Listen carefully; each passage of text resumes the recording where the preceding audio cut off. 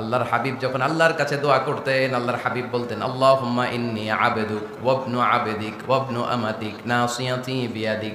আল্লাহর হাবিব বলতেন, আল্লাহ আমি আপনার গোলাম, শুধু আমি আপনার গোলাম নয়, আমি গোলামের ঘরের গোলাম। আল্লাহু আকবার।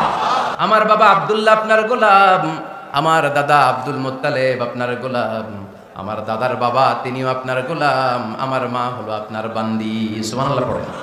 তাহলে তিনি রাসূল হওয়ার পরেও তিনি নিজেকে গোলাম বলে পরিচয় দিতেন, দাস বলে পরিচয় দিতেন। আমরাও যখন সালাতে তাশাহুদে পড়ি, আশহাদু আল্লা ইলাহা ইল্লাল্লাহ ওয়া আশহাদু আন্না মুহাম্মাদান আবদুহু ওয়া রাসূলুহু, তিনি আল্লাহর আবদ, তিনি আল্লাহর দাস, তারপরে তিনি আল্লাহর রাসূল। বিনয়ের কারণে আল্লাহর হাবিব সাল্লাল্লাহু আলাইহি ওয়াসাল্লাম পরে রাসূল হিসেবে পরিচয়টা পেশ করতেন। আগে বলতেন আমি আল্লাহর গোলাম, আমি আল্লাহর। তিনি দোয়া করতেন, আল্লাহ আমি আপনার গোলাম, গোলামের ঘরের গোলাম, বান্দির ঘরের গোলাম। আল্লাহ আমার মাথার চুলের ঝুঁটি আপনার হাতের মুঠোয়, আপনি যেদিকে টান দিবেন আমি ওদিকে যেতে বাধ্য।